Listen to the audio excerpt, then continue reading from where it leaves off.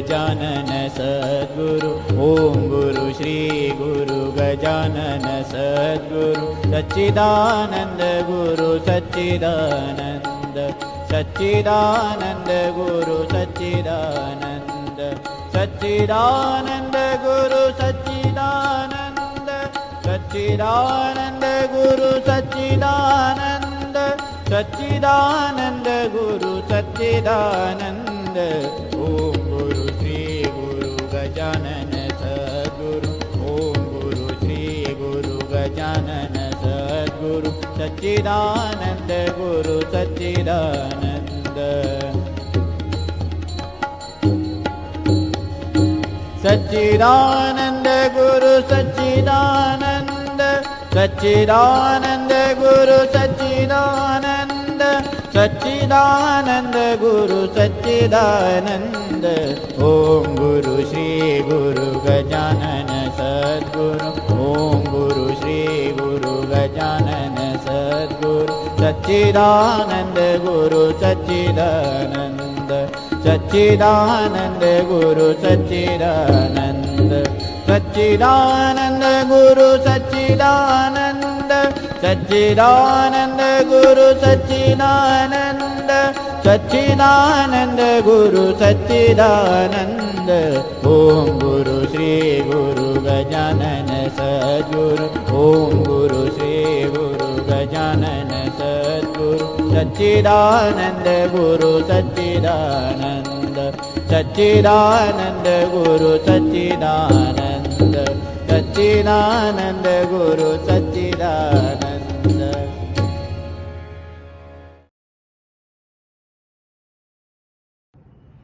जय गजानन। श्री गजानन महाराज उपासना केंद्र ठाणे या यूट्यूब चॅनलवर उपस्थित सर्व गजानन भक्तांना नमस्कार। फार मोठी आध्यात्मिक उंची गाठलेल्या एका विदुषीचा परिचय माझ्या अल्पमतीने करून देताना मला अतिशय आनंद होत आहे। सौभाग्यवती शमिका गिरीश कुलकर्णी यांचे लौकिकार्थाने शिक्षण DPA DBM झाले असून 17 वर्षे IT क्षेत्रात त्या कार्यरत होत्या, पण हेच त्यांचे अंतिम साध्य कधीच नव्हते। म्हणून 2017 मध्ये सद्गुरूंच्या आज्ञेवरून त्यांनी स्वेच्छानिवृत्ती घेतली। माता सौभाग्यवती अलका या अधिकारी भागवतकार प्रवचनकार, तर पिता श्रीयुत दत्तात्रय मुतालिक संत साहित्याचे गाढे अभ्यासक असल्याने अध्यात्माचे बाळकडू घरातूनच त्यांना मिळाले आहे। पती श्रीयुत गिरीश कुलकर्णी वेदांताचे गाढे अभ्यासक आहेत, त्यामुळे अध्यात्म अभ्यासाला चांगलीच साथ आणि जोड मिळाली आहे। बालपणी शिवथर घडीतील शिबिरे अनुभवल्यामुळे त्या समर्थ विचाराने प्रभावित आहेत। तसेच लहान वयातच सद्गुरू परमपूज्य डॉक्टर श्रीकृष्ण देशमुख मुरगुड यांचा कृपाशीर्वाद त्यांना लाभला आहे। सध्या विविध विषयांवर प्रवचन सेवा रुजू करत आहेत। श्री सुक्त, हरिपाठ, संपूर्ण रामायण, दासबोधातील निवडक समास, रामरक्षा, नवविधा भक्ती, ज्ञानेश्वरी, श्री नारद भक्ती सूत्रे इत्यादी विषयांवर अभ्यासपूर्ण प्रवचन सेवा चालू असते। उपनिषद, ब्रह्मसूत्रे, भगवद्गीता, ज्ञानेश्वरी यावर सतत अभ्यास चिंतन चालू आहे। पंचदशी, विचारसागर आणि विवेक सिंधू यासारख्या ग्रंथांचा विशेष अभ्यास आणि प्रवचने अभ्यास वर्गही चालू असतात। पौरोहित्य करणाऱ्या सौ गौरी खुंटे यांच्याबरोबर गर्भसंस्कार करण्याचा एक अल्पसा उपक्रम चालू असतो। शिवथर घडीतील शिबिरात प्रत्येक वर्षी योगदान असते। युवा शिबिरात दासबोध तर बाल शिबिरात मनोबोधाचे सत्र घेतात। गेली काही वर्षे युवा शिबिर प्रमुख म्हणून शिबिरात त्यांचे योगदान असते। गेली 5-6 वर्षे एका जर्मन साधिकेला उपनिषद अध्यापन चालू आहे। जानेवारी 2023 मध्ये दासबोध जन्मोत्सव काळात प्रथमच श्रीमद भागवत सप्ताह करण्याचा योग त्यांना लाभला आहे।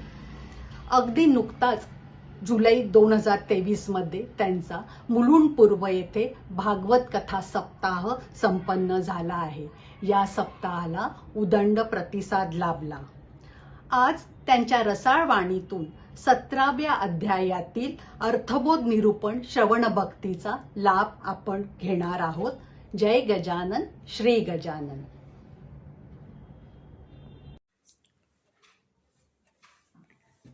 ब्रह्मानन्दं परमसुखदं केवलं ज्ञानमूर्तिं द्वन्द्वातीतं गगनसदृशं तत्त्वमस्याधिलक्ष्यम् एकं नित्यं विमलमचलं सर्वधी साक्षिभूतं भावातीतं त्रिगुणरहितं सद्गुरुं तं नमामि. गुरुर्ब्रह्मा गुरुर्विष्णू गुरुर्देवो महेश्वरा गुरुर्साक्षात् परब्रह्म तस्मै श्री गुरवे नमः. जय जय रघुवीर समर्थ. श्री गणेशाला वंदन करते, सद्गुरूंना वंदन करते, महाराजांना वंदन करते आणि श्रोते तुम्ही जगदीशाच्या मूर्ती म्हणून तुम्हा सगळ्यांना वंदन करते. आत्ता या प्रवचन सेवेची सुरुवात करताना मला मागच्या वर्षी पण याच व्यासपीठाने प्रवचन सेवा करण्याची संधी उपलब्ध करून दिली होती. म्हणून सगळ्यात आधी या सगळ्या आयोजकांना मनापासून धन्यवाद देते, त्यांना नमस्कार करते. कारण जर त्यांनी प्रवचनेची संधी दिली नसती तर इतक्या सखोल पद्धतीनं त्या अध्यायाकडे बघण्याची संधी मिळाली नसती. आणि प्रत्येक अध्यायामधनं महाराज आपल्याला काय शिकवू इच्छित आहेत हा प्रत्येक वेळा आपण जेव्हा नव्याने जातो त्या अध्यायाकडे तेव्हा नव्याने काहीतरी शिकल्यासारखं आपल्या सगळ्यांनाच होतं. असा अनुभव आपल्या सगळ्यांना आहेच. आज ज्या अध्यायाचं चिंतन करायचं आहे तो आहे आपल्या गजानन विजय या ग्रंथामधला 17वा अध्याय. आणि 17वा अध्यायामध्ये आपल्याला काय काय प्रसंग आहेत हे सगळ्यांना माहिती आहेत. त्या 17वा अध्यायाकडे जेव्हा आपण बघतो त्याच्यामध्ये सगळ्यात आधी तो प्रसंग येतो जेव्हा महाराज जे आहेत ते दिगंबर अवस्थेमध्ये आपल्याला ट्रेनमध्ये जाऊन बसले आहेत. हा जो प्रसंग आहे तो प्रसंग सगळ्यात आधी तिथे येतो. आणि त्याच्यानंतर दुसरा प्रसंग कुठला येतो तर मेहताबशा हे जे यवन होते आणि त्यांना दर्शन घ्यायचं होतं महाराजांचं. मग तेव्हा सगळं काय घडलं तो काय प्रसंग आहे तो सगळा प्रसंग त्या 17व्या अध्यायामध्ये येतो. तिसरा प्रसंग कुठला येतो खरं म्हणजे तुम्हा सगळ्यांना माहिती येतो, तरी पण हे सगळे प्रसंग तुम्हा सगळ्यांनाच माहिती आहेत. त्याच्यामध्ये तिसरा प्रसंग कुठला आहे तर बापूरावांची पत्नी जी आहे तिला जी भानुमातीची बाधा झाली होती ती बाधा कशी गेली हा जो प्रसंग आहे तो प्रसंग तिकडे येतो. आणि शेवटचा एक प्रसंग अजून एक सांगितलेला आहे आपल्याला दासगणू महाराजांनी, तो म्हणजे की महाराज विहिरीमध्ये पाय सोडून बसतात. तो जो प्रसंग आहे की गंगा यमुना सरस्वती ज्या उफळून वर येतात त्यांना न्हाऊ घालण्यासाठी महाराजांना, तो जो प्रसंग आहे तो प्रसंग म्हणजे 4 प्रसंग मिळून हा 17वा अध्याय तयार होतो आहे. आणि प्रत्येक अध्यायामधनं काय काय शिकण्यासारखं आहे हे आपल्या सगळ्यांना खरं म्हणजे माहिती आहे. मी एक मुद्दाम गंमत काय केली, आमच्या शेजारी एक मुलगी राहते, ती 9 वर्षांची आहे. मग मी मुद्दामून तिला 1-2 दिवसापूर्वी आता या अध्यायावर बोलायचं आहे तर मी काय केलं म्हटलं तुझ्या आयुष्यातला थोडासा मला वेळ दे. आणि तिला मी आपल्या घरी इथं बोलवलं आणि मी तिला म्हटलं की मी तुला एका अध्यायामधली एक गोष्ट फक्त वाचून दाखवते. आणि 17वा अध्याय माझ्या चिंतनाचा विषय आहे म्हणून मी काय केलं की 17वा अध्यायामधलं जो पहिला प्रसंग आपल्यासमोर ठेवला आहे दासगणू महाराजांनी ठेवला आहे आणि महाराजांना आपल्याला जे काही शिकवायचं आहे त्यासाठी जो पहिला प्रसंग आपल्या सगळ्यांसमोर येतो तो म्हणजे दिगंबर अवस्थेमध्ये जे ट्रेनमध्ये जाऊन बसले मग तो खटला भरला गेला त्याच्याबद्दल काहीही वाच्यता आत्ता आपण इथं करणार नाही आहोत कारण प्रसंग आपल्याला माहिती नाही असं नाही आहे. पण मी मुद्दाम त्या छोट्याशा चिमुरड्या मुलीला शेजारच्या आमच्या तिला मुद्दामून घरी बोलवलं आणि तो पहिला प्रसंग जो आहे पहिला प्रसंगच मी तिला वाचून दाखवला. तिला ते नवीन होतं आणि मी म्हटलं याच्यामधनं आपण काय शिकतो आहोत बरं आणि काय शिकतो आहोत ते पुढे सांगूनच आपल्याला कळतंच आहे ते की आपण सद्गुरूंची अवज्ञा करायची नसते. भास्करला शेवटी काय झालं दंड भरावा लागला हे वगैरे सगळं आपल्याला माहिती आहे आणि ते तिलाही कळलं. ती लहान मुलगी असून पण तिलाही कळलं इतक्या सोप्या पद्धतीनं. खरं म्हणजे आपल्यासमोर सगळं शास्त्र उलगडून ठेवलेलं आहे. गुरूंचं काय महत्त्व आहे हे आपण शिकतोच आहोत. पण काय गंमत झाली की त्याच्या दुसऱ्या दिवशी म्हणजे काल नाही परवा हे सगळा मी तिच्यासमोर तो वाचून दाखवला.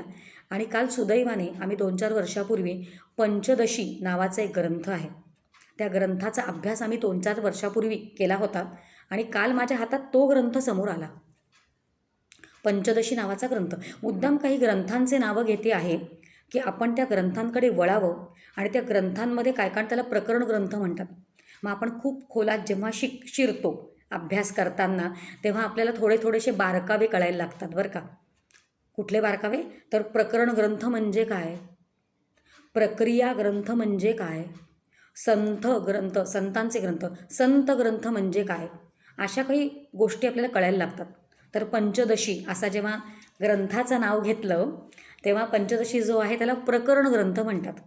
तर प्रकरण ग्रंथ म्हणजे काय की त्याच्यामध्ये सगळ्या प्रक्रिया, आता आपण जीव असा शब्द घेतला तर जीव म्हणजे काय, माझा जीव घाबरतो, माझा जीव गुदमरतो असं जेव्हा, आणि आपण जीव आहोत, जन्माला आलेले सगळे जीव, पण ती जीव नावाची संकल्पना काय आहे आणि ती शास्त्राने कशी मांडली आहे असं जेव्हा बोललं जातं. ईश्वर असा शब्द आपण उच्चारला, पण ईश्वर म्हणजे काय असं जर आपल्याला कोणी प्रश्न विचारला तर हे करणारा, तो करणारा, तसं करणारा, असं करणारा, जो चराचरामध्ये व्यापलेला आहे.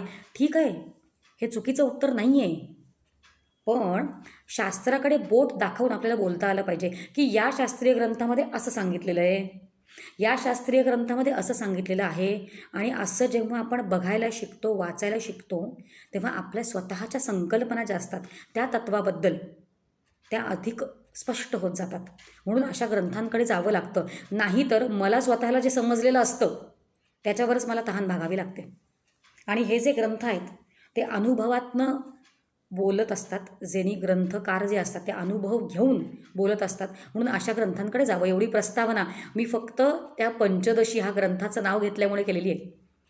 तर पंचदशी नावावरूनच कळतंय पंचदशी, पंच म्हणजे 5 आणि दशी म्हणजे 10, 15. त्याच्यामध्ये 15 प्रकरणं आहेत आणि 15 प्रकरणं जी त्याच्यामधली आहेत ती वेगवेगळ्या पद्धतीनं ते तत्त्व आपणच कसे आहोत, ते तत्त्व बोट दाखवताना आधी ते आणि मग मी. मग ते म्हणजे काय, ते वाच्यार्थाने ईश्वर म्हणजे तो ईश्वर आणि मी म्हणजे जीव, वाच्यार्थाने. पण लक्षार्थ जर पाहिला तर लक्षार्थाने त्या ईश्वर, मी बोट दाखवते ना त्याला, तो तो तो आत्ता सगळं म्हणतो, तो करतोय, तो सगळं करतो, तो मला सांभाळतो, त्यांनी ही सृष्टी निर्माण केली. कारण सृष्टी निर्माण मी करूच शकत नाही आहे, माझं सामर्थ्य, एका जीवाचं सामर्थ्यच नाही आहे सृष्टी निर्माण करण्याचं. मग कोणाला तरी मला त्याचं कर्तृत्व द्यावं लागतं की नाही, तो. मग मी कोण म्हणते, तो म्हणजे ईश्वर, वाच्यार्थ ईश्वर. पण त्याचं खरं स्वरूप काय आहे, त्या बोट दाखवून ज्याला दाखवते तो ईश्वर, त्याचं खरं स्वरूप बॅकएंड, त्याचं खरं स्वरूप आहे ब्रह्म. आणि जेव्हा मी स्वतःकडे बोट दाखवते, मी कोण, जीव. मी देह तर नक्कीच नाही आहे. आत्तापर्यंत मला एवढं तर नक्कीच कळलं पाहिजे की मी देह नाही. कारण मी देह असं जर मी म्हणत बसले तर जेव्हा मी मरते तेव्हा माझा देह समोरच असतो, तरी लोक म्हणतात ही मेली. या एका छोट्या उदाहरणावरनं कळतं की मी देह नक्कीच नाही आहे. मग मी कोण आहे, शास्त्रीय संकल्पनांवरनं आपण हा अध्याय समजून घ्यायचा प्रयत्न करतोय बरं का, अध्यायाकडेच बघायचं आहे. मग मी नक्की कोण आहे, थोडासा अभ्यास करायला लागल्यानंतर वाटतं की हां मी देह नाही, मी जीव आहे.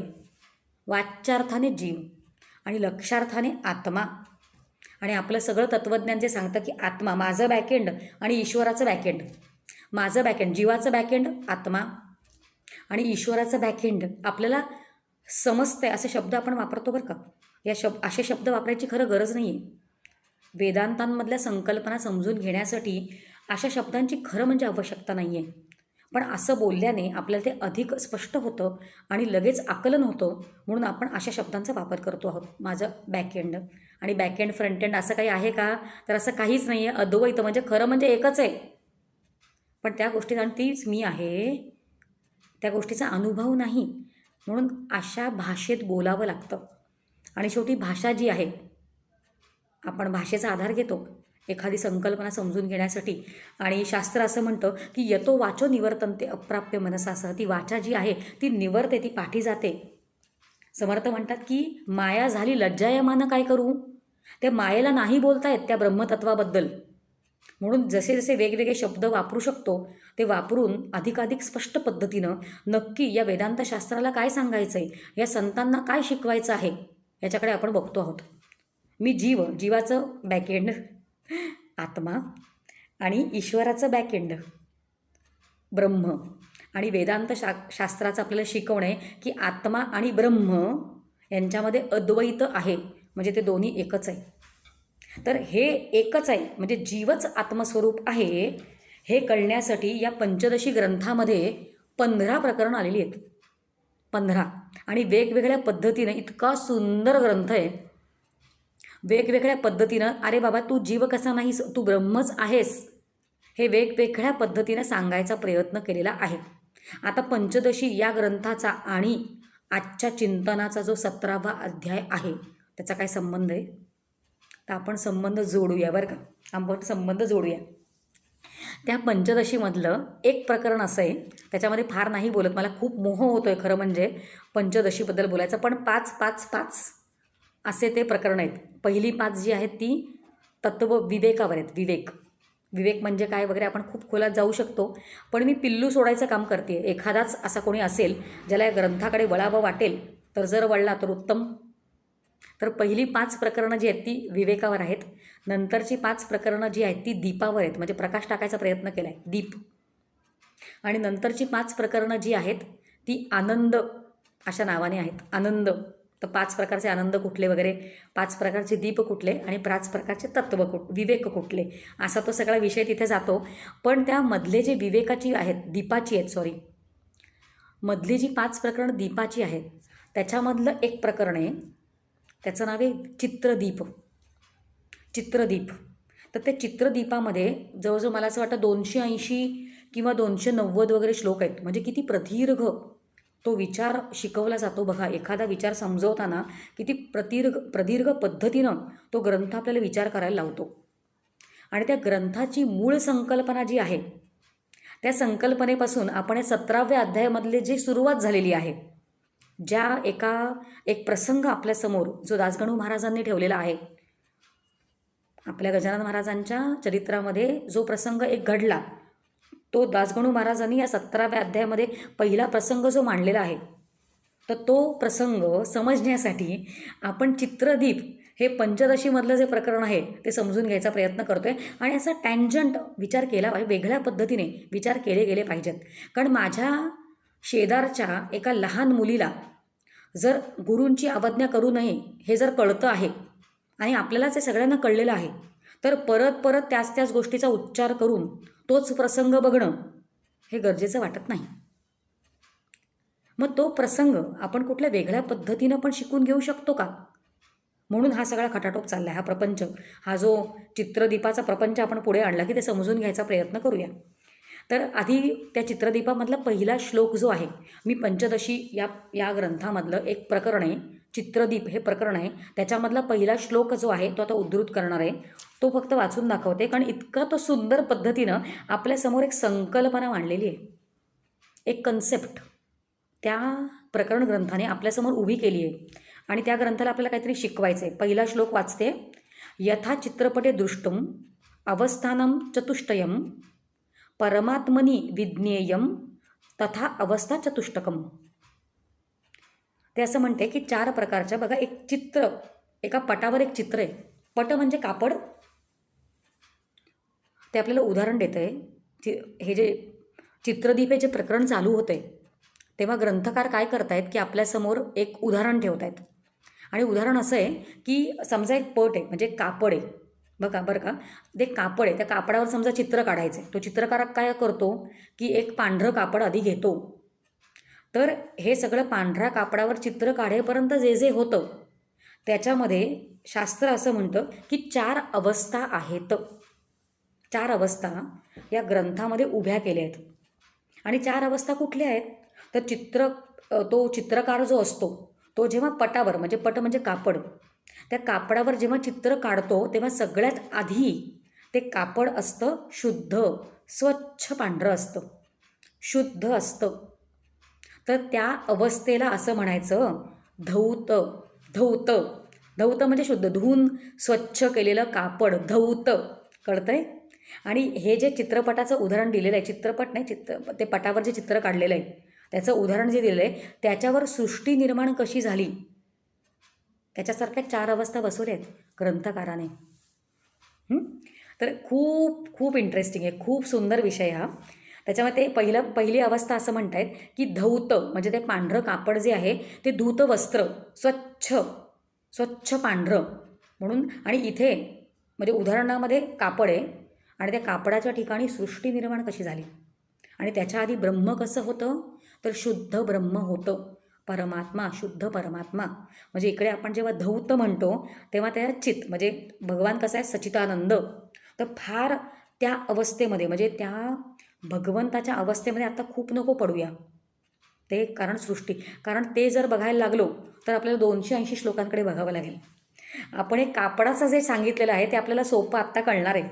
त्याच्यावरनं आपण त्या अवस्था कुठल्या, पहिली कापडाची अवस्था आहे धौत आणि तिकडे शुद्ध परमात्मा. सिद्धांतामध्ये, दृष्टांतामध्ये हे, आणि दृष्टांतावर सिद्धांत किंवा दार्ष्टांत. दार्ष्टांत म्हणजे ज्याच्यासाठी एक उदाहरण दिलेलं असतं समजून घेण्यासाठी. काय समजून घ्यायचं आहे तर मुळात काय आहे ते समजून घेण्यासाठी उदाहरणं पुढे ठेवलं आहे. उदाहरण आहे स्वच्छ कापडाचं. तर पहिल्या अवस्थेला म्हणायचं धौत, स्वच्छ कापड. पण ते स्वच्छ जरी असलं ना तरी त्याच्यामध्ये जोपर्यंत खळ भरली जात नाही, ते घट्ट केलं जात नाही, तोपर्यंत चित्रकार जो आहे तो त्या पटावर, त्या कापडावर चित्र काढू शकत नाही. म्हणून दुसरी अवस्था जी सांगितलेली आहे त्याला म्हणायचं घट्टित. घट्टित म्हणजे पहिली अवस्था आहे धौत स्वच्छ, नंतर घट्टित म्हणजे खळ भरलेली अवस्था, बरं का. आणि इकडे उदाहरण देताना आधी शुद्ध ब्रह्म होतं आणि तेच ब्रह्म झालं अंतर्यामी ईश्वर रूपाने, तेच झालं सूत्रात्मा आणि तेच झालं विराट. तर हे जरा बाजूला ठेवूया, कारण आपल्या आत्ताच्या सगळ्या चर्चेमध्ये याच्यामध्ये आपण खूप बघू नाही शकणार. धौत अवस्था म्हणजे काय, इकडे परमात्मा म्हणजे नक्की कोण, किंवा अंतर्यामी म्हणजे काय, आत राहून नियमन करणारा ईश्वर, सूत्रात्मा. सगळ्यामध्ये तो एकरूपाने सूत्ररूपाने आहेच, असा जो सूत्रमा तिसरी अवस्था. आणि विराट आपल्याला जे दिसणारं जग आहे सगळं विराट, त्याचं स्वरूप विराट रूपाने आपल्याला जी सृष्टी भासते आहे आत्ता, जी दिसते आहे त्याला म्हणायचं विराट. पण हे जरा बाजूला ठेवूया, आपण या चित्राच्या उदाहरणामधनं येऊया, ते सोपं आहे समजायला, बरं का. एक आहे धौत, हे कळलं आपल्याला की आधी तो चित्रकार काय करतो, धौत कापड स्वच्छ आहे आणि कापडामध्ये खळ भरतो आणि खळ भरलं की ते घट्ट होतं, बरं का, स्टिफ असं आपण म्हणूया. ते खळ भरलं की खळ भरली जाते, ते घट्टित होतं. आणि एकदा की खळ भरली की मग नंतरची अवस्था जी आहे त्याच्यानंतर तो काय करतो की आधी शाईने फक्त जे सगळी चित्राकृती आहे ती तो आखतो, बरं का. म्हणजे तो काय करतो, आउटलाईन करतो. आपल्याला असं कळणाऱ्या भाषेमध्ये आपण बोलतो आहे की आता समजा आता चित्र म्हटलं की आपल्यासमोर पटकन, आपण लहान असल्यापासून आपल्यासमोर एक चित्र येतं, काय येईल बरं, आपण विचार करूया की समजा डोंगर आहे, मग डोंगराच्या पाठीमागे सूर्य आहे, सूर्याची ती किरणं आहेत, मग खालती पाणी आहे. पण त्याच्याही आधी समजा एक गाव आहे, त्या गावामध्ये एक रस्ता आहे, त्याच्यामध्ये काही घरं आहेत आणि समजा एक पार आहे, झाडाच्या खाली पार बांधतात ना, त्या पारेच्या बाजूला, पारेवर काही वृद्ध मंडळी, त्या गावातली एकत्र पुरुष मंडळी बसली आहेत, काही चर्चा करतायत. रस्त्यावरनं समजा दिवस आहे, सूर्य आत्ताच उगवलेला आहे, काही स्त्रिया आहेत, त्या स्त्रियांबरोबर त्यांची मुलं आहेत, एखाद्याच्या कडेवर एक मूल आहे समजा एका स्त्रीच्या हातामध्ये, कुत्रा वगैरे पण आहे, दगड दिसत आहेत कोपऱ्यामध्ये सगळे. समजा हे सगळं चित्र आहे. म्हणजे हे त्यांनी फक्त आधी रेखाटलं आहे, त्या चित्रकाराने आधी ते रेखाटलं आहे. म्हणजे रेखाटणं जी अवस्था असते त्याला या उदाहरणामध्ये म्हटलेलं आहे लांछित. म्हणजे आपण कुठल्या कुठल्या अवस्था पाहिल्या आत्तापर्यंत की धौत, घट्टित, लांछित आउटलाईन अवस्था. आणि शेवटचं काय करतो तो चित्रकार जो असतो, शेवटी काय करतो की त्याच्यामध्ये शोभतील असे रंग भरतो. सूर्याला कुठला रंग आहे, किंवा ती स्त्री दिसते आहे तर तिने ते वस्त्र घातले तर तिचे ते काय वस्त्र आहेत, ते मुलं तिच्याबरोबर आजूबाजूला आहेत, कडेवर एक मूल आहे त्याला काहीतरी वस्त्र घातले असतात, त्याला काहीतरी रंग दिलेला असतो. आपण बघितलं की पाराच्या शेजारी काही वृद्ध मंडळी बसलेली आहेत, मग त्यांनी काय वस्त्र घातले ती रंगवलेली असतात. झाडाला तो रंग असतो, दगड आहेत ते दगडाला रंग, कुत्र्याला तो रंग, पाण्याचा तो रंग, डोंगराचा रंग, सूर्याचा रंग, आकाशाचा रंग, जे काही दिसतं आहे ते. आणि आपल्यासारखे सामान्य जेव्हा त्या चित्राकडे पाहतात, थोडंसं तत्त्वज्ञान इकडून चालू होतं आहे बरं का. आपल्यासारखे सामान्य जेव्हा त्या चित्राकडे पाहतात तेव्हा त्या चित्राकडे पाहिल्यानंतर आपल्याला ती स्त्री आपण जेव्हा बघतो तेव्हा पटकन म्हणायचं हां ही बाई आहे बरं का, ही स्त्री आहे, म्हणजे तिच्याकडे विशेष चेतन आहे, म्हणजे ती आहे जिवंत स्त्री आहे. हां, आणि मग जर का आपल्याला कुत्र्याकडे आपण पाहिलं तर कुत्र्यामध्ये पण जीव आहे की, पण त्याच्या अंगावर वस्त्र नाही आहेत. मग झाड आहे, झाडाला वस्त्र काढले आहेत का चित्रकाराने? नाही, चेतन आहे. हां, मग ते पुरुष मंडळी जे आहेत त्यांना ते साजेसे कपडे काय ते घातलेले आहेत बरं का. म्हणजे आपण जेव्हा बघतो त्या चित्राकडे बघतो तेव्हा आपल्याला कळतं की हे जड काय काय आहे, ते दगड जे आहेत ते जड आहेत, किंवा ते डोंगर जो आहे तो जड आहे. सामान्य चेतन सगळीकडेच आहे, ब्रह्मतत्व सगळीकडेच आहे, पण विशेष चेतन, विशेष चैतन्य कशात आहे? तर ते स्त्रीमध्ये विशेष चैतन्य दिसतं. तिच्या कडेवरच्या मुला त्याला वस्त्र पण घातलं आहे. म्हणजे हे बघा, आपण खरं म्हणजे बघतो त्या स्त्रीकडे, त्या पुरुषाकडे, त्या कुत्र्याकडे, त्या झाडाकडे, तेव्हा ती दर्शन आपल्याला होतात की हां हे चेतन आहे, हे जड आहे. ते पृथ्वी दिसते म्हणजे त्याच्यामध्ये ते डोंगर दिसतोय, त्याच्यामध्ये पृथ्वी तत्व अधिक आहे कारण ते जड आहे. आता मला सांगा, जेव्हा आपण असं बघतो त्या चित्राकडे, त्या बाईकडे बघतो, त्या दगडाकडे बघतो, तो दगड पण रंगवलेला असतो त्या चित्रकाराने, म्हणजे दगड मात्र जड आणि ती स्त्री जी आहे ना ती मात्र चेतन.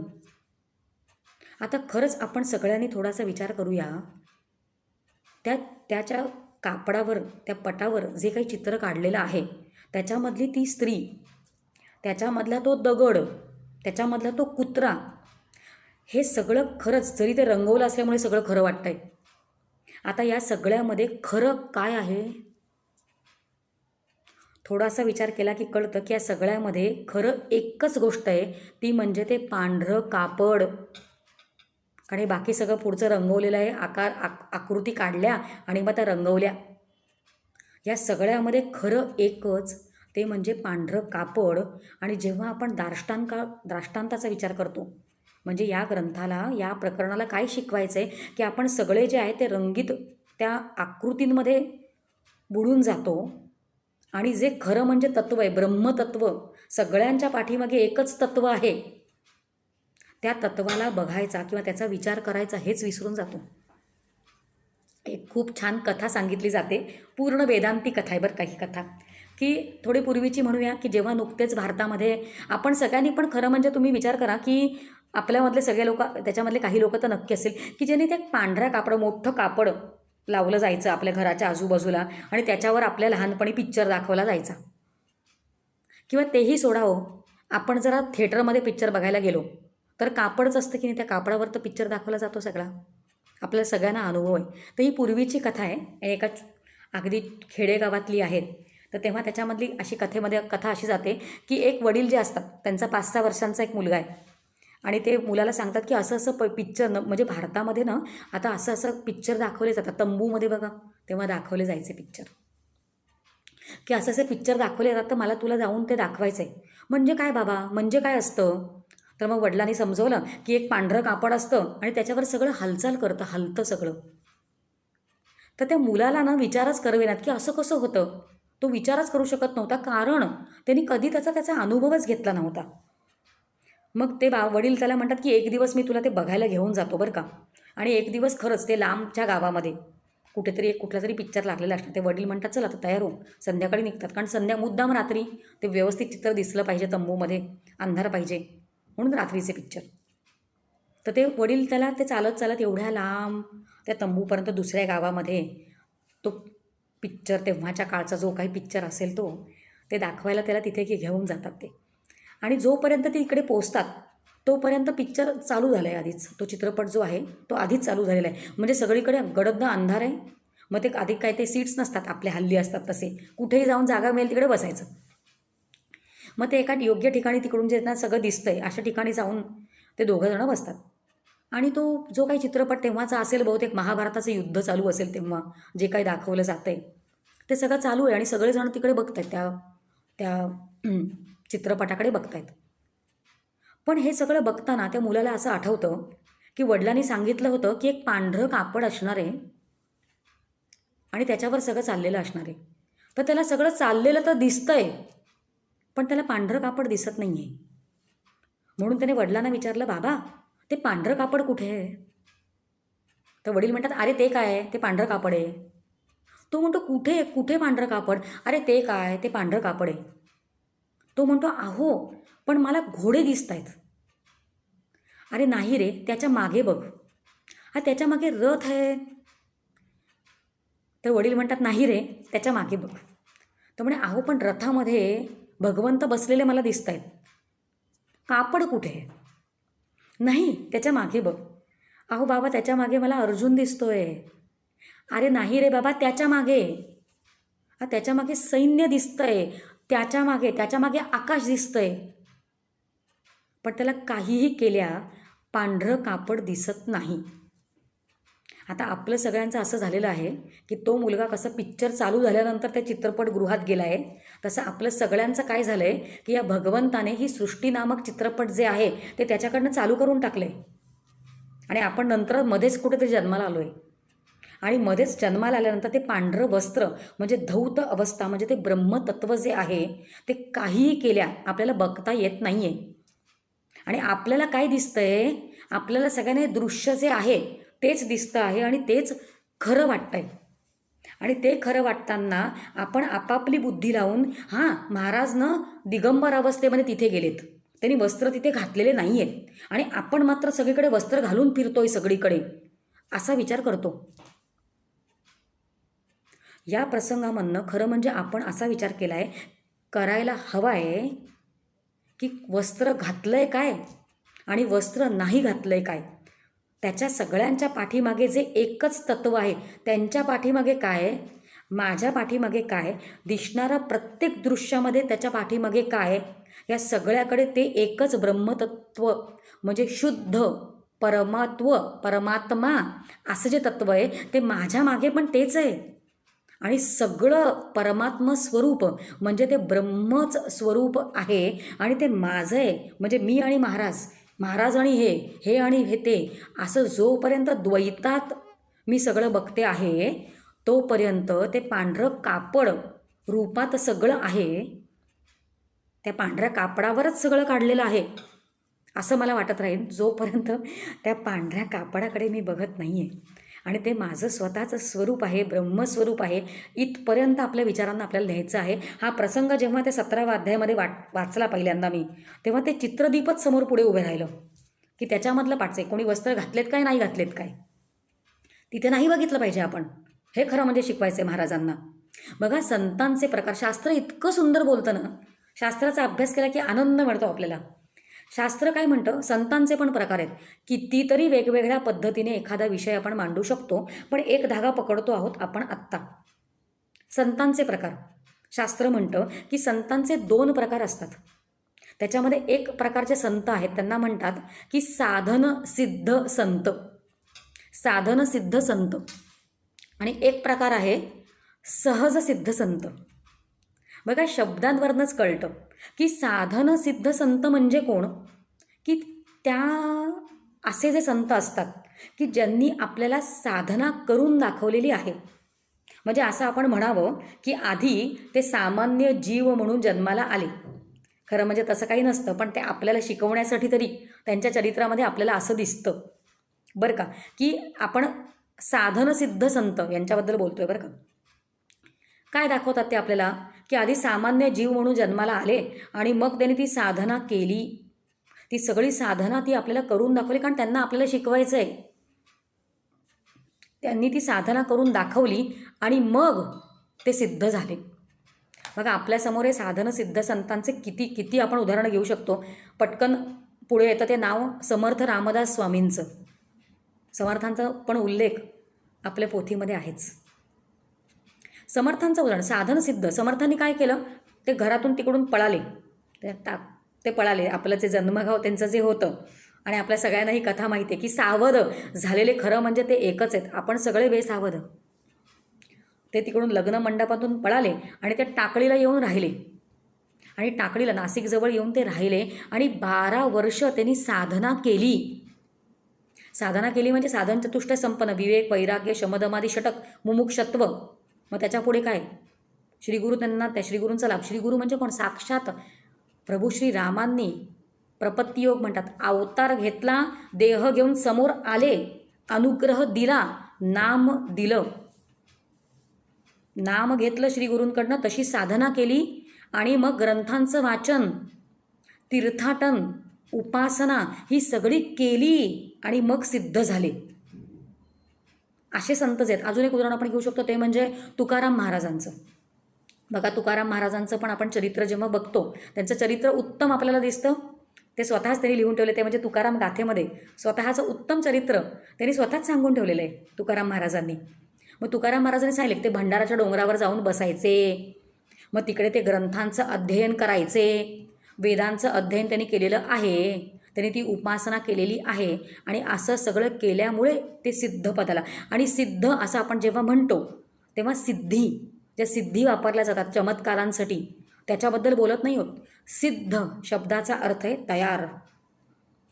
बघा, एखादी स्त्री असं म्हणते की स्वयंपाक सिद्ध आहे, आणि सिद्ध आहे म्हणजे तयार आहे. आणि तयार म्हणजे काय, की ते आधी जीवरूपाने होते पण ते ब्रह्मस्वरूपाने तयार झाले. म्हणजे ब्रह्म जे स्वतःचं स्वरूप होतं, नित्यप्राप्ताची प्राप्ती, त्याने आपल्याला ती करून दाखवली. आपल्यासाठी म्हणूया आपण ते, पण ते त्यांनी करून दाखवलं म्हणून त्यांना म्हणायचं साधनसिद्ध संत. आणि दुसरा आपण काय प्रकार म्हटला, सहजसिद्ध संत. म्हणजे त्यांनी कुठे साधना केली आपल्याला दिसत नाही, कधी केली, काय केली, कसं केली, काय काय केली हे आपल्याला काही माहीत नसतं. उदाहरण घेऊया आपण हवं तर. आपल्यासमोर उदाहरण आहे ज्ञानेश्वर महाराजांचं. मग ज्ञानेश्वर महाराजांनी कुठे साधना केलेली दिसते का आपल्याला, की आणि ते एकरूप होण्यासाठी आता मी समाधीला जाऊन निर्विकल्प समाधी, स्वविकल्प समाधी, बाद समाधी असं काही ते आपल्याला शिकवतायत का, स्वतः करून दाखवतायत का? त्यांच्याकडनं 16व्या वर्षी संपूर्णपणे ज्ञानेश्वरी आली, 9,000 ओव्यांची आली, साधना नाही केली. म्हणून अशा संतांना म्हणायचं की सहज सिद्ध संत. त्याच्यामध्ये पण आपण थोडंसं पुढे जाऊन असं विचार करूया की काही संत जे असतात ते अनुकरणीय असतात. बघा, आपण अजून एक वेगळ्या मुद्द्याकडे जातो आहे. अनुकरणीय संत आणि अनुसरणीय संत, या संतांचे प्रकार नाही आहेत, पण संतांच्या चरित्रामधनं आपण जे शिकतो त्याच्यामध्ये काही अनुकरणीय असतात त्यांची चरित्र, आणि काही चरित्र जी असतात ती अनुसरणीय असतात. मग अनुकरणीय म्हणजे काय, तर असे संत ज्यांनी आपल्याला तसं वागून दाखवलेलं आहे तसं आपण वागावं, मार्गाधारे वर्तावे, विश्व हे मोहोरे लावावे, अलौकिक नोहावे लोकाप्रती, जी काही ओवी आहे ज्ञानेश्वरीमधली, मार्गाधारे वर्तावे. खरं म्हणजे ते सिद्धच आहेत, पूर्ण स्वरूपच आहेत, पण लोकांना मार्ग दाखवण्यासाठी ते पण तसं मार्ग आपल्याला दाखवतात. मार्गाधारे विश्व हे मोहोरे लावावे, किती सुंदर म्हटलं आहे ज्ञानेश्वर महाराजांनी. म्हणून ती साधना ते आपल्याला करून दाखवतात आणि त्यांनी तसं केल्यामुळे आपण तसं करावं. म्हणजे त्यांचं अनुकरण, बघा, अनुकरण, करण शब्दामध्ये करणं आलं आहे, म्हणजे काहीतरी कर्म, जसं त्यांनी केलं तसं आपण करणं. म्हणजे आपण विचार, स्वतःची बुद्धी न लावता जी संतांनी बुद्धी दिलेली आहे त्या बुद्धीनं त्यांनी तसं केलं तसं आपण करावं. म्हणून अनुकरणीय असं त्यांचं चरित्र असतं. आणि दुसरं असतं ते अनुसरणीय. आणि अनुसरणीय म्हणजे काय, की त्यांनी जसं केलं असतं तसं आपल्याला करायची गरज नसते, पण त्यांना जे शिकवायचं असतं ते आपण त्यांच्या चरित्रामधनं शिकायचं असतं, त्याला अनुसरणीय म्हणतात. म्हणजे जो बोध त्यांनी दिलेला आहे तो बोध आपण त्यांच्याकडनं शिकायचा असतो आणि आपण तसं वागायचं असतं, जो बोध शिकवला आहे तसं. त्यांनी जसं केलं आहे तसं नाही. एक उदाहरण आपण त्याच्यासाठी बघू शकतो, ते म्हणजे गोपी. यथं गोपिकांना, म्हणजे व्रजगोपी जे आहेत त्या भक्ती मार्गातल्या श्रेष्ठ आहेत, त्यांच्यासारखा भक्त कोणी नाहीत, असं आपल्याला नारद भक्तिसूत्र हा ग्रंथ सांगतोय. बघा, भक्ती पण शिकायला जावं लागतं बरं का. माझं मी जे करते ते योग्य असं अजिबात नसतं. सगळीकडे शास्त्र आहे, नाहीतर मग संतांनी शास्त्र लिहिलंच नसतं. शास्त्र म्हणजे नारद भक्तिसूत्रासारखं शास्त्र तयार नसतं झालं. शांडिल्य भक्तिसूत्र आहेत, नारद भक्तिसूत्र आहेत. भक्ती शिकायला जावं लागतं. आणि त्या नारद भक्तिसूत्रामध्ये आपल्याला शिकवतायत नारद मुनी, ते असं म्हणतात की भक्ती कोणासारखी करा, तर भक्ती गोपिकांसारखी करा. व्रजामधल्या ज्या गोपी आहेत त्या गोपींकडनं शिका की भक्ती म्हणजे काय. तर भक्ती त्यांच्याकडनं शिकायची आहे, पण त्यांचं जे चरित्र आहे ते अनुकरणीय नाही आहे. कारण आपल्या सगळ्यांना तो पावा वाजवला, त्या भगवंताने जेव्हा पावा वाजवला तो प्रसंग, रासक्रीडेचा प्रसंग आपल्या सगळ्यांना माहिती आहे. त्या संसार व्यवस्थित करत नव्हत्या, कारण त्यांच्याकडनं त्यांचं पूर्ण अनुसंधान भगवंताकडे असायचं. म्हणून संसार करताना त्यांच्याकडनं चुका व्हायच्या. पावा जो वाजवला रासक्रीडेसाठी त्या रात्री, त्या पौर्णिमेच्या रात्री, त्यांच्या कानामध्ये, प्रत्येकाच्या कानामध्ये पावा तर तो नेहमीच वाजवायचा, पण त्या दिवशी त्या प्रत्येकाला स्वतःचं नाव त्या पाव्यामधनं ऐकू आलेलं आहे. आणि त्या प्रत्येकजण आपापल्या घरी रात्री आहेत, काय काय वेगळे वेगळे कर्म करतात. कोणी स्वयंपाक करतंय, कोणी सासूबाईंची काळजी घेतंय, पाय चेपतंय, कोणी नवऱ्याबरोबर आहे, कोणी आपल्या मुलांबरोबर आहे, मुलांना खाऊ घालतंय, कोणी गायींबरोबर बाहेर काय काम करतंय. जे काही आपापल्या घरी ते काम करतायत, जेव्हा त्यांना ते ऐकू आलं तेव्हा ते सगळं सोडून, पर्वा नाही केली की पती काय म्हणतील, सासूबाई काय म्हणतील, याची काहीही, समाज काय म्हणेल याची पर्वा न करता त्या रात्री त्या सुटल्या स्वतःच्या घरून, तिथे जिथे तो भगवंत आहे. आता इथे ती भक्ती शिकायची आहे त्यांच्याकडनं. भक्तीसाठी ते भक्त कसं असावं हे आपण त्यांच्याकडनं शिकायचं आहे. पण त्यांचं चरित्र जे आहे ते अनुकरणीय नाही आहे, ते अनुसरणीय आहे. हा प्रसंग आपण आत्ता का घेतोय? कारण जर स्वतः आपले महाराज दिगंबर अवस्थेमध्ये फिरत असतील तर त्या देहबुद्धीमध्ये तुम्ही अडकू नका, हे त्यांना शिकवायचं आहे. पण ते अनुकरणीय नाही आहे, ते अनुसरणीय आहे. म्हणजे आपण चित्रदीपाकडे जेव्हा बघतो तेव्हा आपण ते तत्वरूपाने नक्की काय आपण आहोत ते आपल्याला काय शिकवत आहेत, आणि तत्वरूपाने ते आणि मी एकच आहोत हे होण्यासाठी काय काय करावं लागेल या सगळ्याचा विचार करावा, असे या अध्यायामधून आपल्याला शिकायचं आहे. बघा, भगवंताकडे 3 प्रकारच्या शक्ती असतात. विषय बदलतोय बरं का, आपण विषय बदलतोय. भगवंताकडे 3 प्रकारच्या शक्ती असतात, आणि आपण जे जे आत्ता बोललोय त्या प्रत्येकाला बोटं दाखवून मला असं वाटतंय असं म्हणून या व्यासपीठावरनं बोललं जात नाही आहे आणि बोललं जाऊ नयेत. प्रत्येक गोष्ट दाखवताना बोटं दाखवायची. बोटं म्हणजे काय? प्रमाण. आपण चित्रदीप हा ग्रंथ प्रमाण घेतला आणि चित्रदीपामध्ये असं बोललं आहे. नारद भक्तिसूत्रामध्ये भक्ती कशी असावी बोट दाखवलं आहे.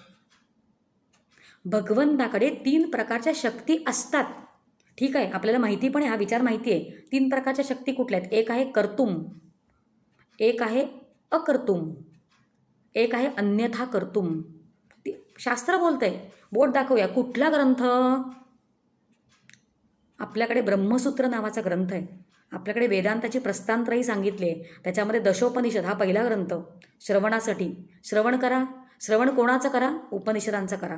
कारण श्रवणच केलं नाही तर तसं दिसणारच नाही. एकनाथ महाराज म्हणतात, कानी जे पेरले ते डोळा उगवले. तू जीव नसून, हे जग मिथ्या नसून, तू ब्रह्मस्वरूप आहेस, सगळंच ब्रह्म आहे, अशा पद्धतीचं ऐकलंच नाही तर दिसणारच नाही. आणि जे सगळ्या संतांना मुख्य शिकवायचं आहे. म्हणून आपल्याकडे प्रस्तांत्रही सांगितले. प्रस्थान करायचं आहे ना, अशा 3 ग्रंथांचा अनुक्रमे अभ्यास करा. पहिला अभ्यास कोणाचा करा? दशोपनिषदांचा करा. 10 उपनिषदं खूप आहेत, पण दशोपनिषद म्हणजे काय वेगळी आहेत का? शंकराचार्यांनी सगळ्याचा अभ्यास केला आणि स्वतःचं भाष्य ज्या 10 ग्रंथांवर लिहिलं त्याला दशोपनिषद म्हणतात. तेवढं तरी होऊ देत. त्या उपनिषदांमध्ये अतिशय ठळकपणे जीव ब्रह्म ऐक्य असा विचार आलेला आहे. दशोपनिषद म्हणून पहिल्या क्रमांकावर दशोपनिषद, दुसऱ्या क्रमांकावर ब्रह्मसूत्रे आणि तिसऱ्या क्रमांकावर भगवद्गीता. आपण उडी मारतो भगवद्गीतेकडे, आधीचा अभ्यास झालेला नसतो. आणि म्हणून भगवद्गीतेमध्ये नक्की काय आहे? ईश्वर तत्व म्हणजे काय? ईश्वर सर्वभूतानां हृदयेषु अष्ट तिष्ठती. तर हृदय नाही कळत, ईश्वर नाही कळत, आणि आपण भगवद्गीतेकडे उडी मारत असतो. म्हणून वेदांतशास्त्राने अभ्यास करण्याची एक पद्धती सांगितलेली आहे. त्या पद्धतीने जर आपण गेलो तर या संतांना आपल्याला काय शिकवायचं आहे ते कळत असतं. आत्ता एवढा का उल्लेख केला?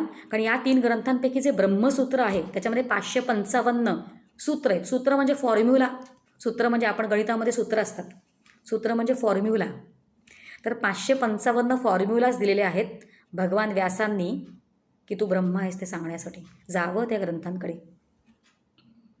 तर त्याच्यामध्ये पण सुरुवातीचे 4 सूत्र अतिशय महत्त्वाची आहेत. त्याच्यामध्ये पहिलं उल्लेख करते, खरं म्हणजे बोलणार नव्हते पण मोह होतोय बोलण्याचा. पहिलं सूत्र आहे अथातो ब्रह्म जिज्ञासा. दुसरं सूत्र आहे जन्मादस्य यतः. तिसरं सूत्र आहे शास्त्र योनित्वात. आणि चौथं आहे तत्तु समन्वयात. आणि या 4 सूत्रांवर अजून एक ग्रंथ आधारलेला आहे, त्याला संक्षेप शारीरक असं म्हणतात. कोणी जिज्ञासू असतील तर कोणीतरी त्याच्याकडे वळतील, म्हणून या सगळ्या शास्त्रीय ग्रंथांचा उल्लेख करते. त्याच्यामधलं ब्रह्मसूत्र जे आहे, त्याच्यामधलं दुसरं सूत्र जे आहे ते आत्ता बोललं गेलं, जन्मादस्य यतः. त्या जन्मादस्य यतःचं भाष्य जे शंकराचार्यांनी केलेलं आहे, त्या भाष्यामध्ये शंकराचार्यांनी भगवंताकडे 3 शक्ती असतात. त्या शक्ती म्हणजे कुठल्या, तर कर्तुम, अकर्तुम आणि अन्यथा कर्तुम असं लिहिलेलं आहे. असं आपण बोट दाखवून बोलतोय, कोणाचं तरी एकाच्या मनात आलं आणि ते बोललं गेलं असं नाही. फक्त विचार एक पुढे मांडायचा आहे की भगवंताकडे 3 शक्ती असतात. ते 3 शक्ती बोट दाखवून आपल्याला बोलता आलं पाहिजे की हा विचार कुठे आला आहे, कुठल्या उपनिषदामध्ये आला आहे, कुठल्या संत ग्रंथामध्ये आला आहे. अशा पद्धतीने आपण स्वतःची बुद्धी जी असते ती शास्त्रविचाराने त्याचा संबंध जोडून टाकायचा. म्हणजे आपल्याकडे कर्तृत्वच राहत नाही कुठल्या की हा विचार मला कळला बुवा. आपण निर्लेप होऊन जातो, चिकटत नाही त्याला. तो निर्लेप तवा, काय त्या माणसाचं मला कौतुक वाटतं, ज्या माणसाने तो निर्लेप तवा काढला की बघा निर्लेप तव्यावर ते डोसा चिकटत नाही. तर आपण जी काही कर्म करतो ते आपल्या अंतःकरणाला जाऊन चिकटणार नाहीत. असे शास्त्रीय विचारांनी जर आपली बुद्धी जी आहे ती ट्रेंड असेल तर. त्या ग्रंथामध्ये ब्रह्मसूत्राच्या भाष्यामध्ये सांगितलेलं आहे भगवान शंकराचार्यांनी की भगवंताकडे 3 शक्ती असतात बरं का. तर आत्ता त्याचा उल्लेख केला. कर्तुम म्हणजे काय, भगवंत करतो. म्हणजे काय, ही सृष्टीची उत्पत्ती जी आहे ती तो करतो. का, आमचे श्रीगुरुजी आहेत तर त्यांच्या प्रवचन आम्ही जेव्हा आमच्या श्रीगुरूंची प्रवचनं ऐकतो त्या प्रवचनामध्ये कायम ते असं म्हणतात की असं सगळं का घडलं किंवा असं सगळं का घडलं नाही, कुठली काही गोष्ट असं का घडलं किंवा असं का नाही घडलं, तर उत्तर आहे त्याला माहीत. किती सुंदर आहे बघा. आपल्या आयुष्यात जे काही घडतंय किंवा जे काही घडत नाही असं का नाही घडलं बुवा, तर त्याचं उत्तर आहे त्याला माहीत.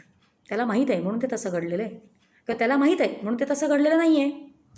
इतकं सुंदर उत्तर आहे त्याला माहीत. तर कर्तुम, अकर्तुम आणि अन्यथा. कर्तुम म्हणजे काहीतरी करणं, भगवंत काहीतरी करतो. अकर्तुम शब्दांवरनं सरळ करतंय, तो करत नाही.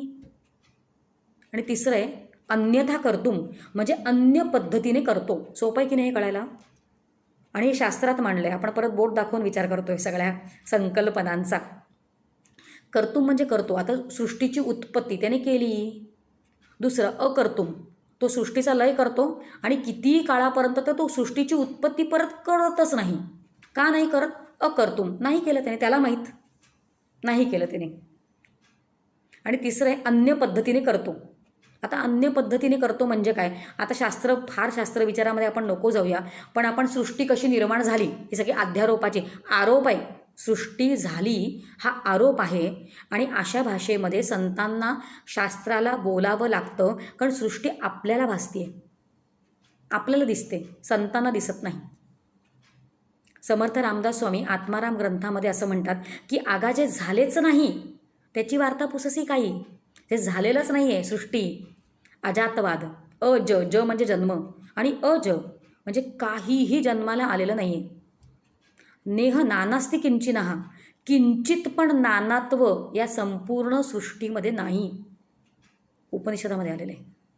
समर्थ म्हणतात आगा जे झालेच नाही त्याची वार्ता पुससी काही, तथापि सांगो जेणे काही संशय नुरे. मला का बोलावं लागतंय, कारण तुझ्या मनात तो संशय आहे तो घालवण्यासाठी मला बोलावं लागतं की झाली बाबा सृष्टी झाली. आणि मग ती कशी झाली, एक पद्धत अशी सांगितली जाते, मग मूळ माया, आधी ब्रह्म, धौत बरं का, मग अंतर्यामी, मग कसं आधी धौत, आधी फक्त ब्रह्म, मग त्या ब्रह्मामधनं काही उत्पन्न होऊ शकतं का, नाही. अध्यारोपाची आरोप आहे, आरोप, अध्यारोप शब्दामध्ये आरोप आहे. अध्यारोपाची भाषा आहे की मग ईश्वर, मग ते काय मूळ माया, मग गुण माया. दासबोध ज्यांनी वाचलं आहे त्यांना सगळ्यांना हे कळेल. गुण माया, त्याच्यानंतर काय तन्मात्रा म्हणजे काय पंचमहाभूतांच्या तन्मात्रा, मग सगळं भेसळ झाले, सगळं पंचमहाभूतांचं भेसळ. आणि मग नंतर जडमाया, मग मूळमाया, गुणमाया, जडमाया, अशा पद्धतीने एक एक करून सृष्टी निर्माण झाली बरं का, असं बोललं जातं. किंवा अशा पद्धतीने निर्माण करतो किंवा अन्य पद्धतीने निर्माण करतो. म्हणजे काय की युगपथ, ॲट अ फ्लॅश झाली सगळी सृष्टी निर्माण.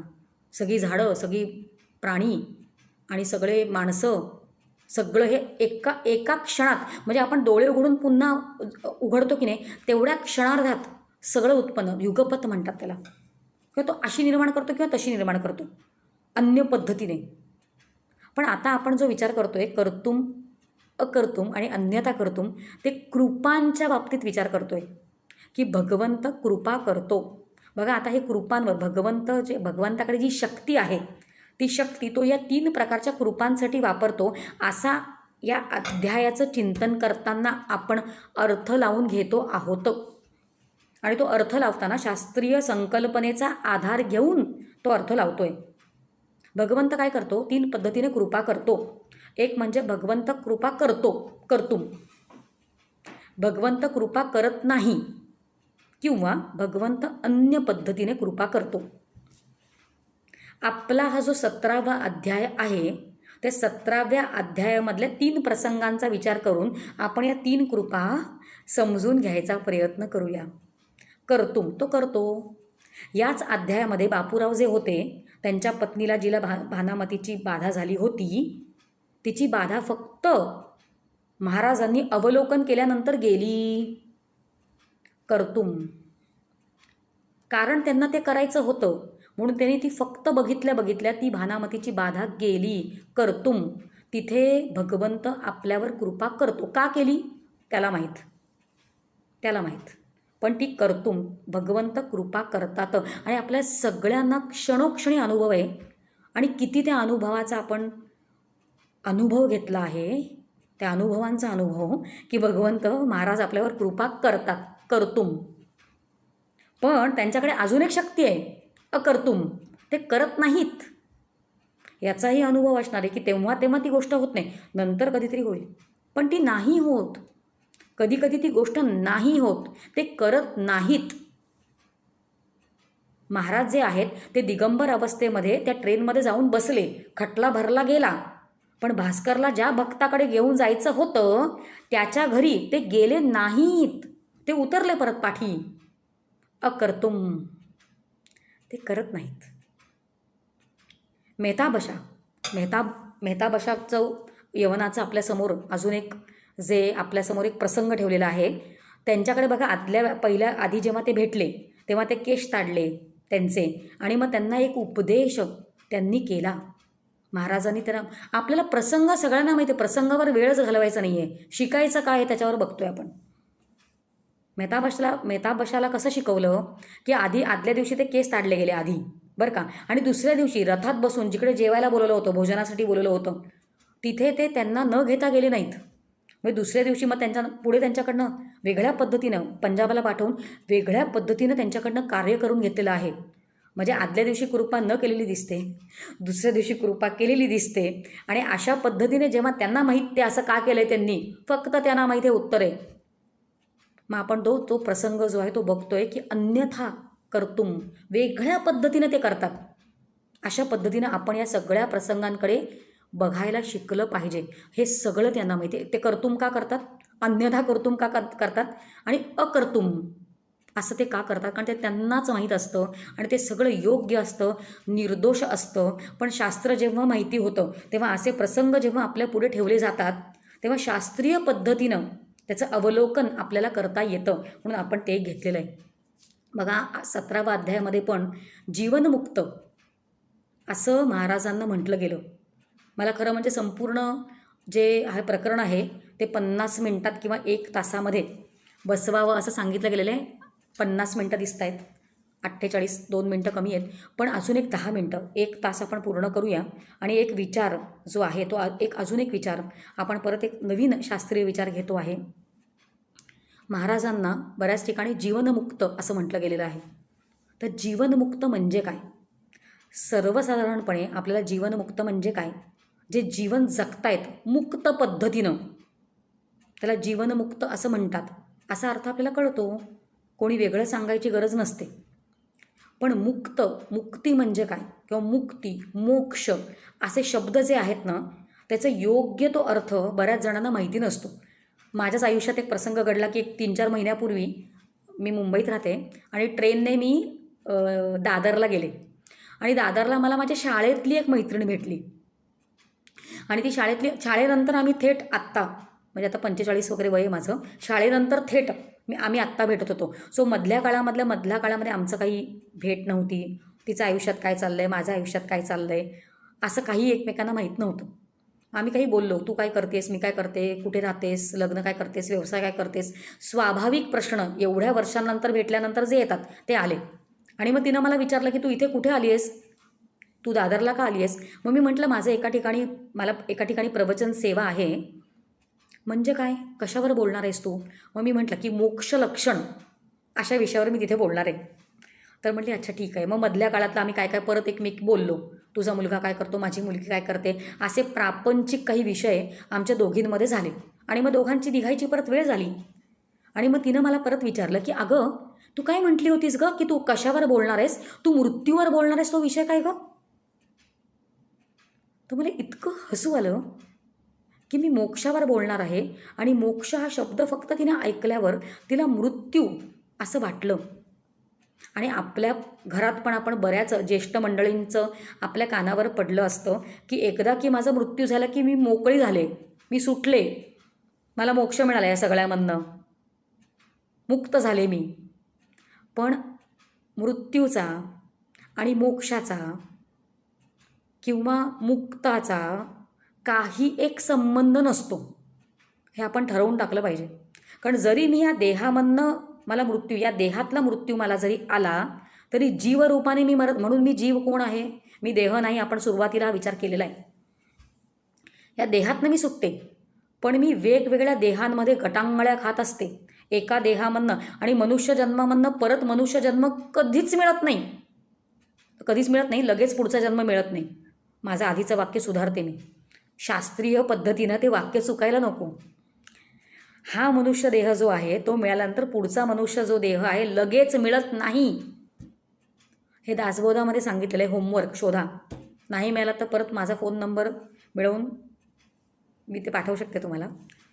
विवेक सिंधू नावाचा ग्रंथ आहे मुकुंद राजांनी. ज्ञानेश्वरीला आपण पहिला आद्य मराठी ग्रंथ म्हणतो, पण ज्ञानेश्वरीच्या पण आधी मुकुंदराज नावाचे संत होऊन गेले आणि त्यांच्याकडनं विवेक सिंधू नावाचा उत्तम ग्रंथ निर्माण झालेला आहे.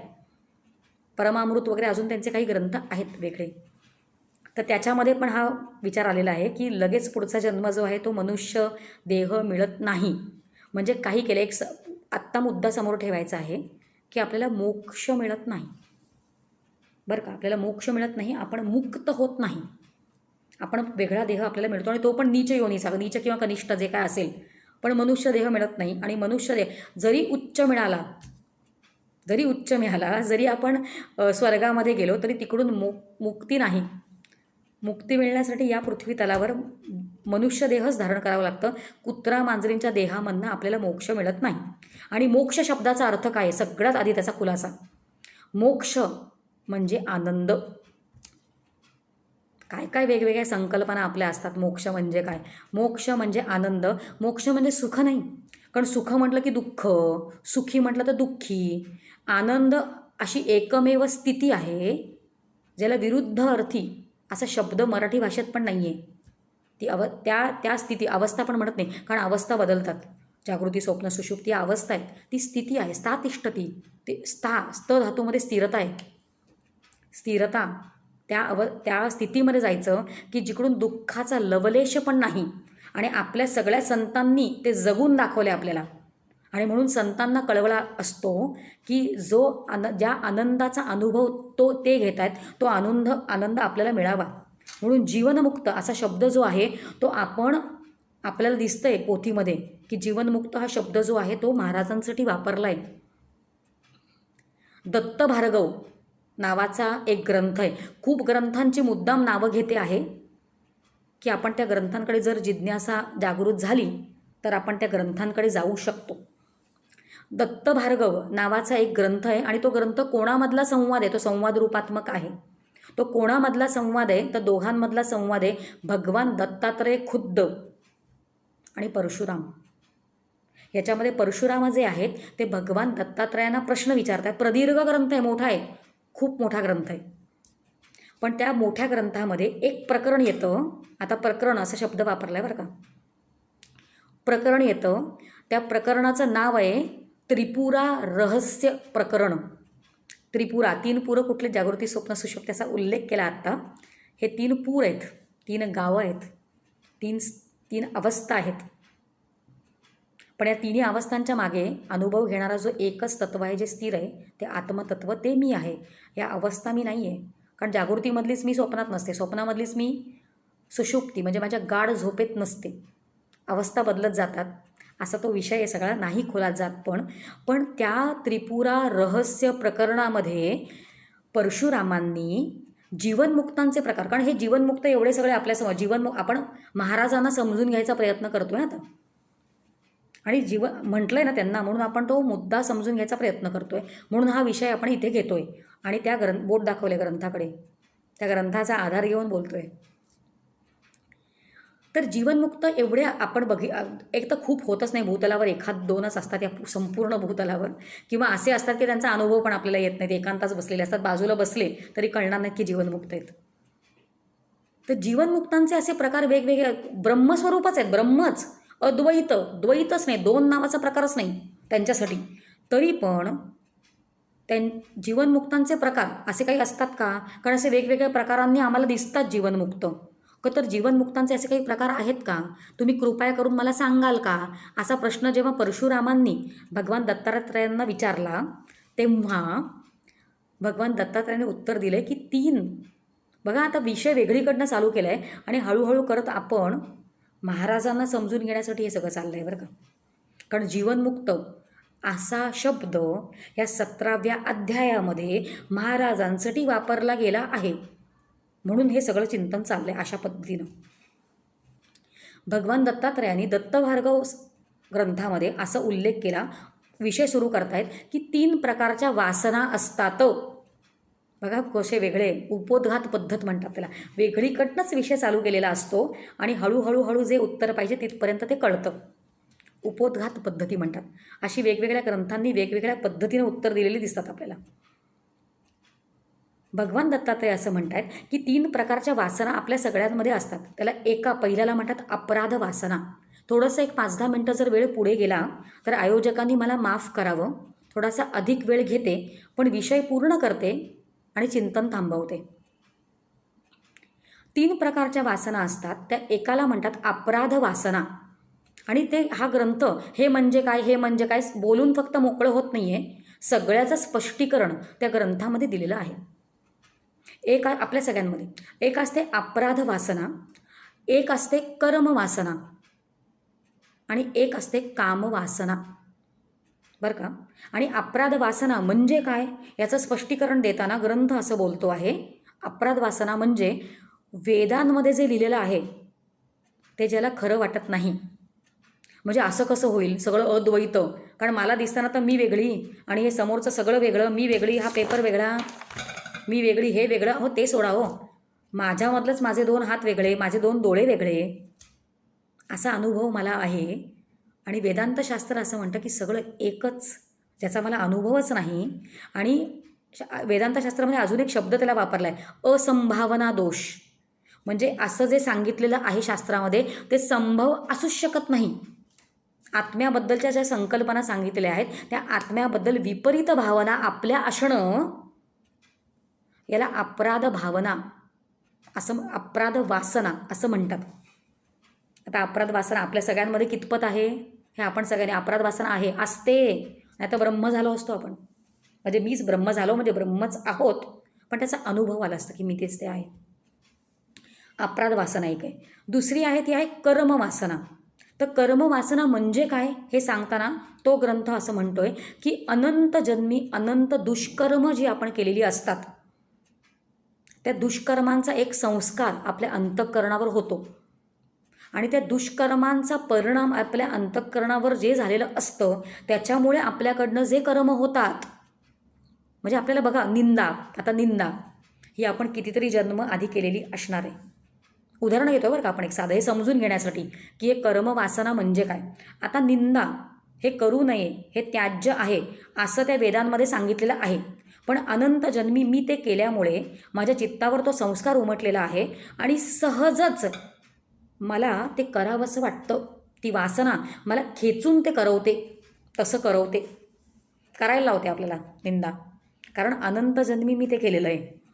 त्याला म्हणायचं कर्म वासना. कळली ही वासना म्हणजे आपण काय बघितलं, अपराध वासना म्हणजे काय, कर्म वासना म्हणजे काय. आणि हा ग्रंथ अजून असं बोलतोय की कामवासना. आणि कामवासना म्हणजे आपल्याला जे आत्तापर्यंत कळलं की कामभाव असणं, किंवा काम म्हणजे काय, शास्त्र म्हणतं इच्छा, मग इच्छांमध्ये अडकणं, असं आहे का? तर असं हा ग्रंथ बोलत नाही. या ग्रंथामध्ये वेगळ्या पद्धतीनं ही कामवासना सांगितलेली आहे. आणि कामवासना म्हणजे काय ते सांगताना ग्रंथ असं म्हणतो की हे माझं कर्तव्य आहे आणि मी ते केलं पाहिजे, असं जे वाटणं आहे त्याला म्हणायचं कामवासना. समजून घेऊया, आपण येतोय पुढे, विषयापर्यंत पोचतोय. जीवनमुक्तांचे प्रकार काय हे सांगताना अजून 3 वासना काय आहेत ते आधी सांगितलं. आणि मग शास्त्र म्हणतो की 3 प्रकारचे जीवनमुक्त असतात. म्हणजे ती मुक्ती त्यांची एकच असते, मुक्ती एकच आहे. कारण त्या स्थितीमध्ये ते आनंद जो आहे तो अनुभवत आहेत, त्याच्यामध्ये बदल नाही आहे. पण त्यांच्याकडनं प्रगटीकरण स्वतःचं जे होतं त्यांच्या चरित्रामध्ये, त्याच्यामध्ये आपल्याला जो वेगळेपणा दिसतो, त्याच्यावरनं 3 प्रकारचे जीवनमुक्त हा ग्रंथ आपल्याला सांगतो आहे. त्याच्यामध्ये त्यांनी या ग्रंथाने सांगितलं, एक शब्द वापरला आहे बहुमानस. बघा, 3 शब्द आधी ऐकून घेऊया. बऱ्याच जणांच्या कानावर ते नवीन असतील, पण हा उल्लेख पंचदशीमध्ये पण आलेला आहे. तर एक प्रकारचे जीवनमुक्त जे आहेत ते आहेत, पण त्याचा पंचदशीने तो उल्लेख केला. पण मूळ ग्रंथ कुठला आहे, कोणाचं बोट दाखवून पंचदशीने घेतला, तर हा ग्रंथ दत्त भार्गव संवाद. कारण त्याच्यामध्ये हा विचार आलेला आहे. आता आपल्याला कळतं पाठी कसं जायचं, कुठपर्यंत पोचायचं, प्रमाण ग्रंथपर्यंत पोचायचं. 3 शब्द आधी आपण ऐकूया बरं का. 3 प्रकारचे जीवनमुक्त. एक आहेत बहुमानस, दुसरं आहे नष्टमानस, आणि तिसरं आहे समनस्क. थोडंसं बारकावीने ऐकल्यानंतर कळतं की 3ही शब्दांमध्ये मन असं आलेलं आहे. परत उच्चार करते, बहुमानस, नष्ट मानस, तिसरं समनस्क. तर मनाचा काय परिणाम आहे याच्यावर, की हे आधीचे 2 जे आहेत ना, दोघांचंही मन जे आहे ते संपूर्णपणे नष्ट झालेलं आहे. म्हणजे बहुमानस असा जो जीवनमुक्त आहे आणि नष्टमानस असा जो जीवनमुक्त आहे, या दोघांचीही मनं संपूर्णपणे नष्ट झालेली आहेत. आणि समनस्क जे आहे तो ज्ञानी आहे. हे आधीचे 2 जे आहेत, हा ग्रंथ असं म्हणतो की आधीचे 2 जे आहेत ते जीवनमुक्त आहेत, आणि तिसरा समनस्क जो आहे तो ज्ञानी आहे. ज्ञानी आहे म्हणजे कोण आहे, हे जग जे आहे ते मिथ्या आहे हे त्याला कळतंय. माझं स्वतःचं स्वरूप जे आहे ते ब्रह्मस्वरूप आहे हे तिसऱ्याला कळतंय. तरी पण प्रारब्ध काही शिल्लक असल्यामुळे प्रारब्धाचे जे फटके आहेत सुखदुःखाचे ते त्याला बसतात. म्हणून जेव्हा त्याचा देह पडतो, देहपतन त्याचं होतं, त्याच्यानंतर तो विदेहमुक्त होतो. पण जीवन जगताना संपूर्ण जीवनमुक्त अवस्था जी आहे ती त्याला अनुभवता येत नाही, असं शास्त्र म्हणतं. बघा, आपण मुक्तांचे प्रकार बघतोय. मग हे आधीचे 2 कोण आहेत, हे दोघं जे आहेत त्यांना जीवनमुक्त म्हटलं आहे. म्हणजे बहुमानस. आता आपण 2च समोर ठेवूया, ते अपराध वासना वगैरे जे. आता या 3 वासना ज्या सांगितल्या ते तिसऱ्यामध्ये थोड्याफार प्रमाणात शिल्लक असतात. आणि या 3 वासना ज्या आहेत या दोघांमधल्या संपूर्णपणे गेलेल्या असतात, म्हणून त्या वासना आधी घेतल्या. आता हे 2च बोटं आपण समोर ठेवूया. 2 जीवनमुक्तांचा आपण विचार करतोय. महाराजांना समजून घेण्यासाठी हे सगळं चाललेलं आहे. आपला विषय आत्ताच्या अध्यायामधला शब्द आहे, त्या शब्दाला धरून हा सगळा विचार चालू आहे. बहुमानस आणि नष्टमानस याच्याबद्दल सांगताना ग्रंथ असं म्हणतो की हे दोघं जे आहेत त्यांचं मन संपूर्णपणे नष्ट झालेलं आहे. आणि हे जग जे आहे ते संपूर्ण कल्पित आहे, मनाने कल्पना केलेली आहे, म्हणून जग भासतं आहे. जेव्हा आपण गाढ झोपेत जातो तेव्हा जग पूर्णपणे जातं, कारण मन जे असतं ते नष्ट झालेलं नसतं, ते लयाला गेलेलं असतं. आणि जे लयाला गेलेलं असतं ते पुन्हा उत्पन्न होतं. उत्पत्ती स्थिती लय, उत्पत्ती स्थिती लय हे चालूच असतं आपल्या मनाचं. पण संतांचं जे मन आहे, बघा शब्द आहे, शब्दांवरनं खेळतोय बरं का आपण. नष्ट म्हणजे काय, लय म्हणजे काय, त्याच्यामधला फरक पाहिला आपण आत्ता. संतांचं मन जे असतं ते नष्ट झालेलं असतं. म्हणजे मनाने ते काम करतात बरं का, पण मनाचं आतमननं त्यांनी पूर्णपणे बाध केलेला असतो. बाध असा एक शब्द. बाध म्हणजे काय, नष्ट म्हणजे काय, लय म्हणजे काय, बघावं लागतंय सगळ्याकडे. त्यांना भूक लागणार आहे, त्यांना तहान लागणार आहे, पण मी मनच नाही असा निश्चय झालेला आहे त्यांच्या बुद्धीचा, संतांच्या. दोन आहेत, बहुमानस आणि नष्टमानस.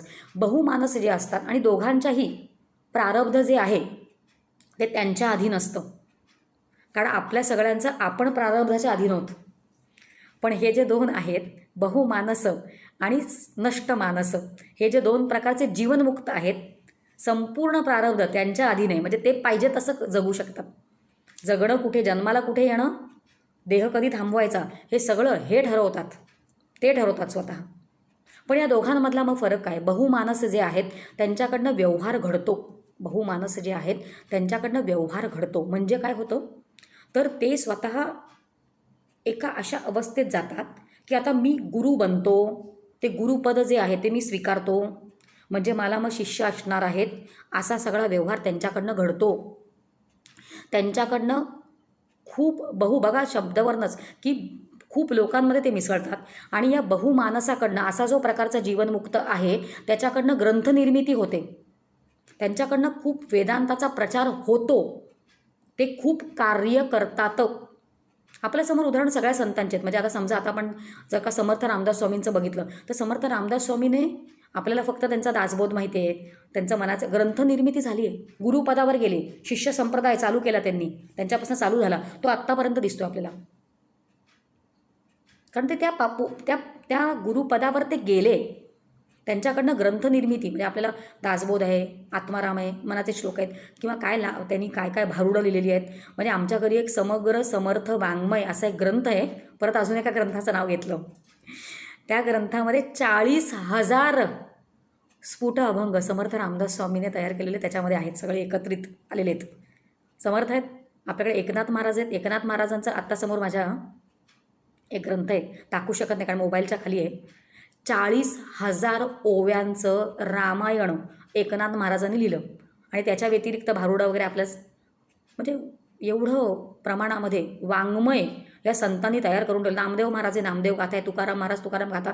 म्हणजे हे सगळे संत जे आहेत त्यांच्याकडनं असं बहुमानस हा जो आहे याच्याबद्दल बोलतोय, त्यांच्याकडनं कार्य घडलं, ते गुरुपदावर गेले आणि शिष्य संप्रदाय त्यांनी केला, मन पूर्ण मारलेलं आहे.